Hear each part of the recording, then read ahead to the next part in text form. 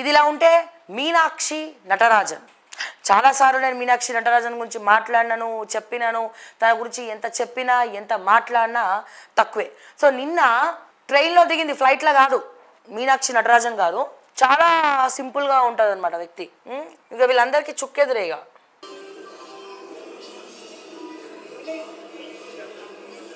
So ఇట్లా చాలా సింపుల్గా ఉంటారు ఆవిడ.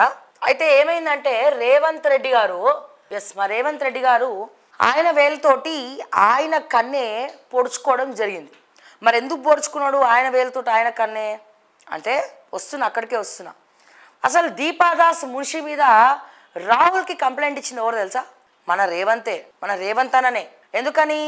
రేవంత్ రెడ్డి గారికి తెలియకుండా ఆమె చేసినటువంటి వ్యవహారాలు అంతా ఇంత కాదు, ఉన్నదంతా దోచుకో, వెనకాల ఎంత ఉంటా అంత వేసుకో, ఆ టైప్లా దీపాదాస్ మున్షి అంటే రేవంత్ రెడ్డి గారు ఏమి ఇది కాదు. రేవంత్ రెడ్డి అన్నదమ్ములు మొత్తం సర్వం దోచుక తింటున్నారు, మంత్రులు కూడా దోచుక తింటున్నారు.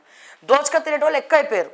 కానీ ఇప్పుడు వీళ్ళ ఇగో ఏంటంటే, అరే ఈమె ఎంత సంపాదిస్తుంది, మాకు తెలియకుండానే మళ్ళీ ఇంకా వేరే డబ్బులు కూడా తీసుకొని భూములు రాయించుకొని మళ్ళీ సంపాదిస్తుందా, ఇట్లా చేస్తుందా, నాకు తెలియకుండా చేస్తుందా అన్న ఒక ఉద్దేశంతో రేవంత్ రెడ్డి గారు ఏం చేశారు, ఢిల్లీ పోయి రాహుల్ గాంధీ సార్, కేసీ వేణుగోపాల్ సార్, దీపాదాస్ మున్షి చోర్ హై, మొత్తం విపరీతంగా అవినీతితో దోచుకుంటుంది.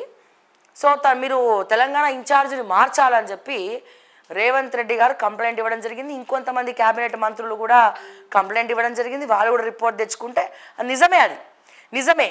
కానీ ఏమైంది, కేవలం రేవంత్ రెడ్డికి తెలియకుండా చేసిందనే కోపంతో రేవంత్ కంప్లైంట్ ఇచ్చారు రేవంత్ రెడ్డి గారు. కానీ ఇప్పుడు ఏమైంది, మీనాక్షి నటరాజన్ అని ఒక పర్సన్ తెలంగాణ ఇన్ఛార్జిగా ప్రకటించినారని ఎప్పుడు తెలిసిందండి మనకి?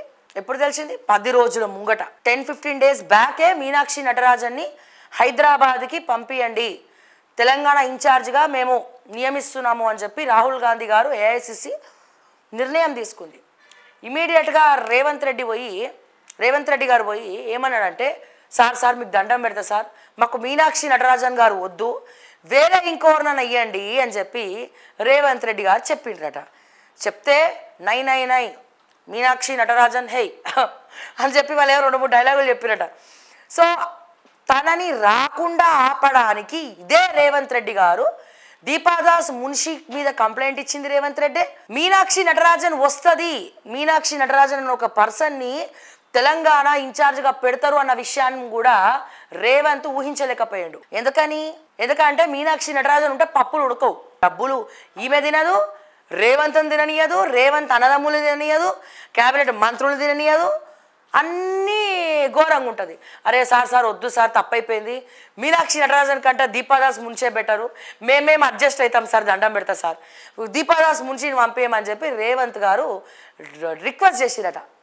రిక్వెస్ట్ చేస్తే రాహుల్ నో అని రిజెక్ట్ చేసిండట. సో అట్లా ఈ మీనాక్షి నటరాజన్ గారు 15 రోజుల క్రితమే రావాల్సింది ఉంది. 15 డేస్ ముందు రావాల్సినటువంటి మీనాక్షి నటరాజన్ నిన్న దిగింది రైల్వే స్టేషన్లా. ఎందుకు? ఈ 15 రోజులు తలకిందులుగా తపస్సు చేసింది రేవంత్ రెడ్డి. ఆఖరికి మొన్న కూడా ఢిల్లీ వేయండి కదా, సార్ ప్లీజ్ సార్ ఒక్కసారి ఆలోచించండి sir, please sir, Meenakshi Natarajan Deepa Das Munshi వద్దు, వేరే ఇంకోరినని ఇవ్వండి, మీనాక్షి నటరాజన్ మాత్రం తెలంగాణకు వద్దు అని చెప్పిండట. అయినా అందుకే చెప్పిన ఇంతకన్నా కదా, రేవంత్ రెడ్డి గారు తన వేలతో తన కన్నే ఓడ్చుకున్నాడు. ఓకే, దీపాదాస్ మున్షి అంటే మంచి ఆమ్యామ్యాలు మియాలు, మంచి పైసా హే పరమాత్మ హే, ఆమె దోచుకుంటుంది, వీళ్ళని దోచుకోమంటుంది, అందరూ మంచిగా ఉంటారు. వీళ్ళకి తెలియకుండా, రేవంత్కి తెలియకుండా దీపాదాస్ మున్షి బాగా తింటుందని చెప్పి పోయి కంప్లైంట్ ఇచ్చిండా. ఎవరిచ్చిండు? రేవంత్ గారు కంప్లైంట్ ఇస్తే ఇప్పుడు ఏమైంది, ఏకే ఊసుంది, ఆయన వేలుతో ఆయనే పోడ్చుకున్నాడు. దీపాదాస్ మున్షి ప్లేస్లో మీనాక్షి నటరాజన్ అనే ఒక వ్యక్తి వస్తారు, ఒక మహిళా శక్తి వస్తుంది అన్న విషయం రేవంత్ రెడ్డి గారు ఊహించుకోలేకపోయినారు, జీర్ణించుకోలేకపోయినారు.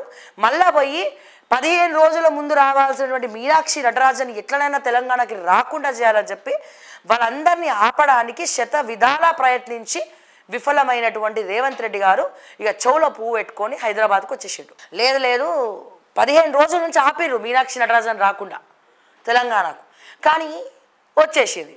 ఎందుకు ఇక రేవంత్ రెడ్డి పప్పులు ఉడుకో, ఎవడు పైసలు తినలేడు, ఎవడేం చేయలేడు. సో ఏమైంది, ఇప్పుడు రేవంత్ రెడ్డి గారి వేలుతోటి రేవంత్ రెడ్డి గారి కన్నే పోడ్చుకోవడం జరిగింది. బట్ మీనాక్షి నటరాజన్ రాకతో అసలు సిసలైనటువంటి మా కాంగ్రెస్ కార్యకర్తలు బాగుపడబోతున్నారు. ఇది గుర్తుపెట్టుకోండి దయచేసి. అసలు సిసలైనటువంటి కార్యకర్తలు అంటే డబ్బులు లేకుండా పార్టీని నమ్ముకొని బతికినటువంటి కార్యకర్తలు ఎవరైతే ఉన్నారో, ఫస్ట్ నుంచి కాంగ్రెస్ నినాదంతో తరతరాలుగా వాళ్ళ కుటుంబీకులు కాంగ్రెస్ కోసం గొడ్డు చాకిరీ చేసినటువంటి కార్యకర్తలు ఎవరైతే ఉన్నారో వాళ్ళందరినీ రేవంత్ రెడ్డి గారు కావచ్చు, బట్టి గారు కావచ్చు, మిగిలిన వాళ్ళందరూ దీపాదాస్ మున్షితో సహా అందరినీ కూడా బయట పెట్టేసినారు. డబ్బులు ఇచ్చిన వాళ్ళకే పదవులు అని చెప్పి పైసా పట్టు పదవి కొట్టు కాన్సెప్ట్ నడిచింది. కానీ ఇప్పుడు కాంగ్రెస్ పార్టీ కోసం ఎవరైతే చెమటోర్చి శ్రమించి కష్టపడినటువంటి వాళ్ళు ఉన్నారో సో వాళ్ళందరినీ కూడా మీనాక్షి నటరాజన్ గారు దగ్గర తీయబోతున్నారు. ఇది రేవంత్ రెడ్డి గారికి మిగిలిన వాళ్ళకి తలకాయ నొప్పిగా మారింది. కానీ మా కాంగ్రెస్ కార్యకర్తల జీవితాలు బాగుపడుతున్నాయి.